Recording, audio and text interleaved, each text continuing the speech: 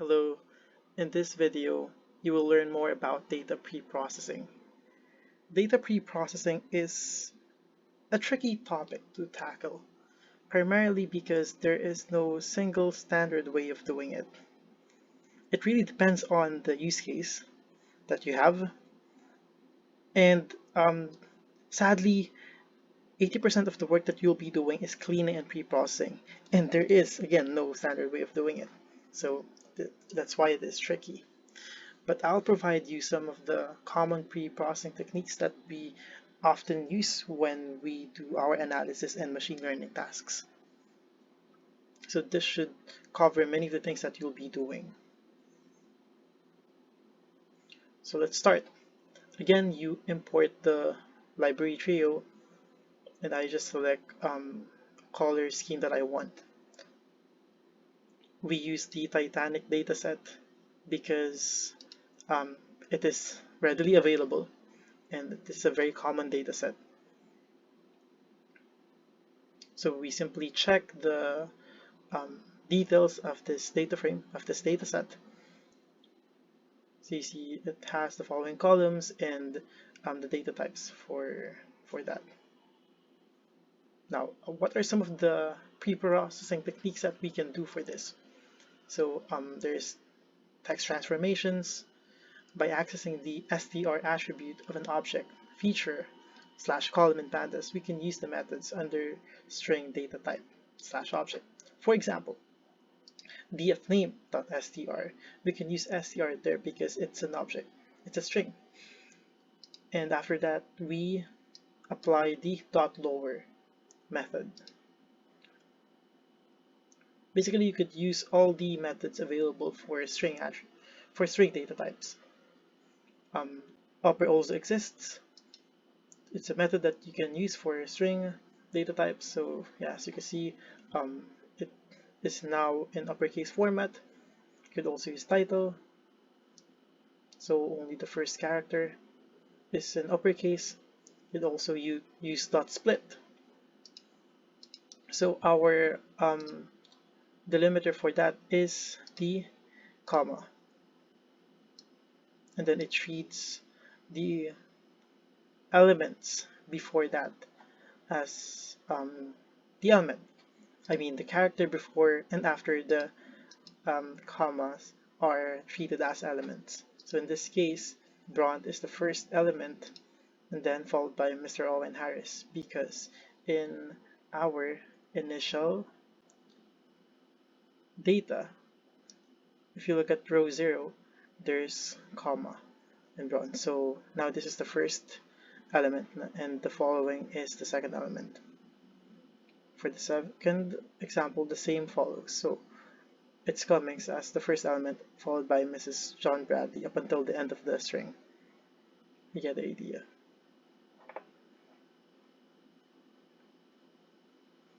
Basically, as long as it encounters a comma. If there are multiple commas, then you will have multiple elements.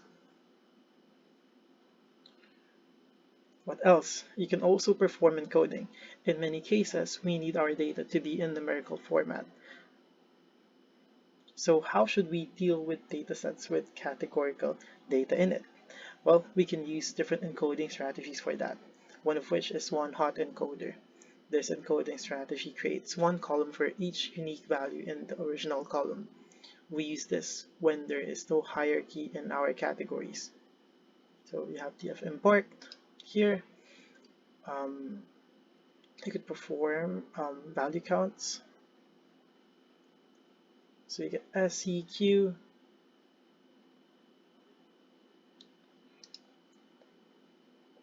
and now you have those.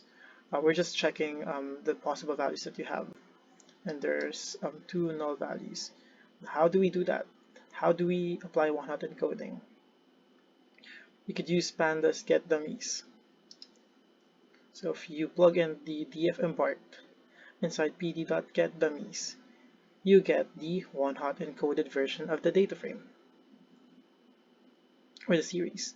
So you have CQS because those are the possible values that you have in your dataset, and you have one if it is that particular value that you have in that row. So because in row 0 you have S, you have 1 here, it's S, and the rest are zeros. That's one-hot encoding.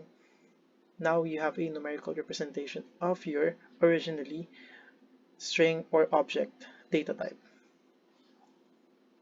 You could also use the sklearn's one-hot encoder. It's just another approach, basically. So as you can see here, there's also the non column. If it simply doesn't have that value, then you have a non column. Just another way of doing one-hot encoding. The good thing with this is there's fit transform. So you could train your one-hot encoding for a train set and then reuse the transform for your test set later on. You'll understand more of that when you do machine learning.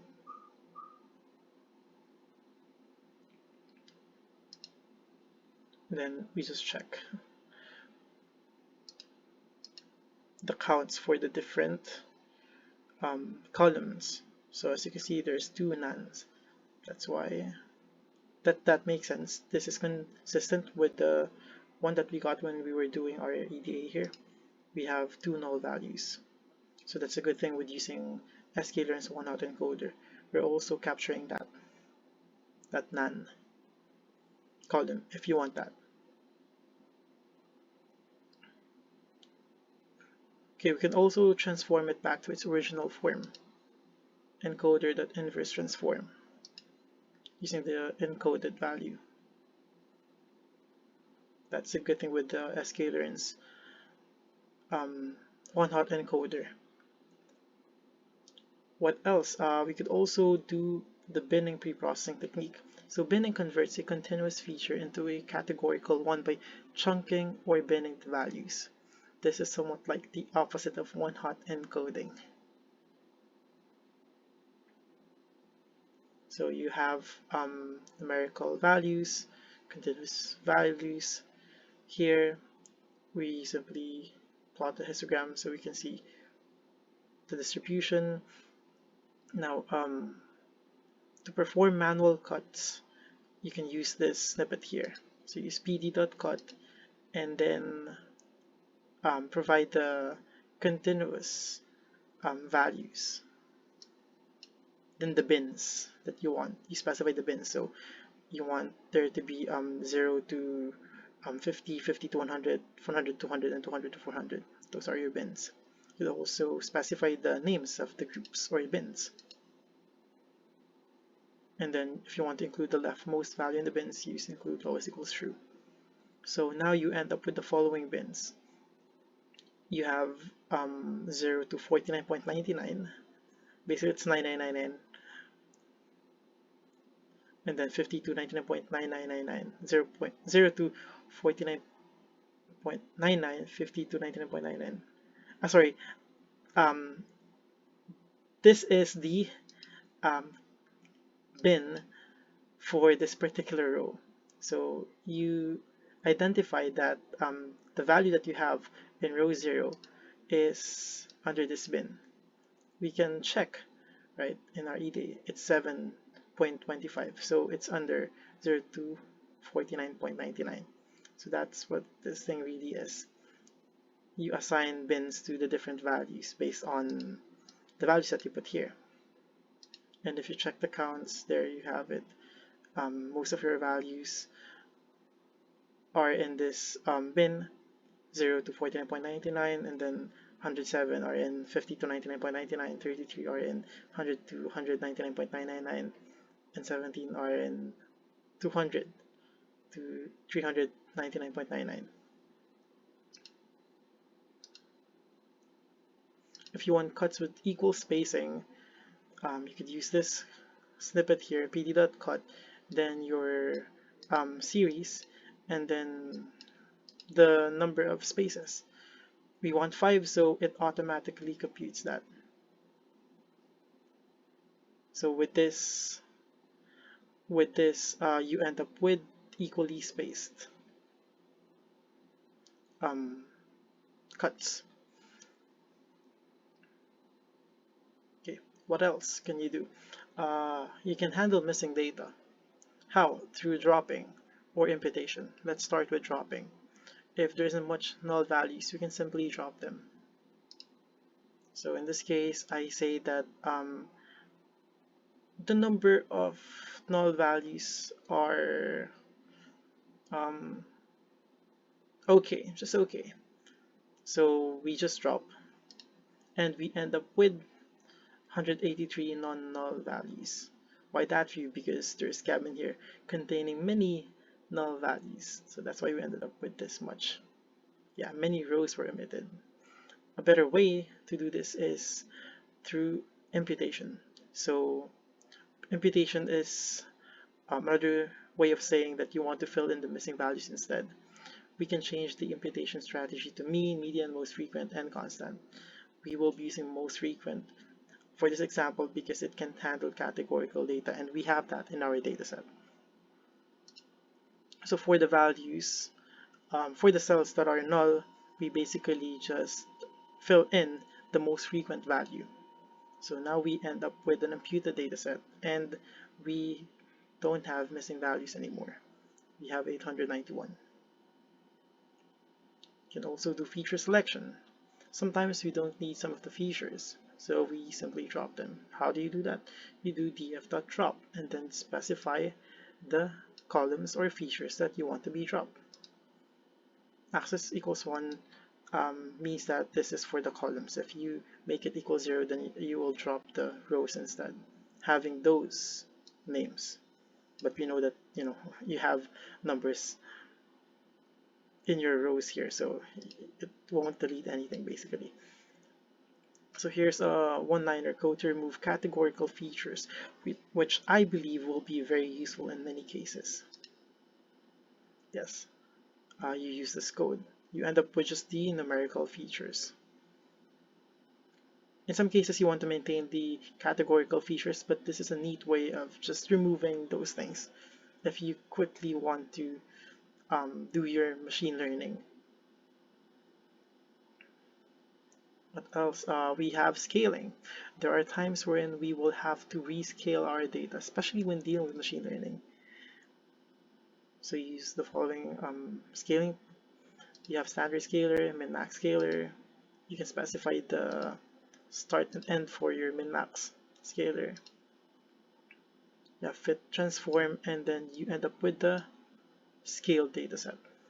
As you can see, all the values are between 0 and 1 because we use a min-max scaler.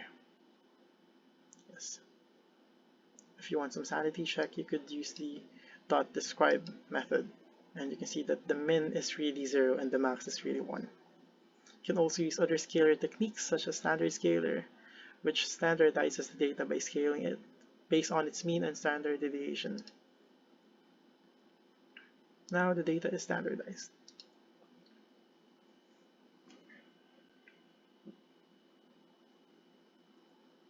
And there's grouping. We can group by a specific feature or column and chain it with whatever aggregation function we would like to use. So for example, we want to group by P class, and based on this code right here, we have the following values for P class, 1, 2, and 3. So if we do that, we should end up with 1, 2, and 3 as P classes. We can get the sum of all the values by chaining it with this .sum method, or it could be mean, or any other method, aggregation method. So here are the sum of the values, or I mean the rows or classes having a value of 1. So if your P class is 1, then this is the sum of all the ages, the fares. If you get the mean, of course, that's what you're going to get. So the average age in P class 1 is 38. The average fare is 84. The average fare for P class 2 is 20. So you now have an idea that P class 1 is the higher class, and then the middle class is 2, then the lower class is 3, based on the fare. You can also use mathematical operations and functions for your pre-processing. So say you want to transform your fare. I just arbitrarily make it something like this. So I just multiply to the fare. So that's it. I use the multiplication symbol here, or asterisk. So the fare times 2, that's really it, fare transformed. You could use log instead. So np.log df copy fare. Now you have the log transformed fare, or it could be any other operation that you want. It could be exponent.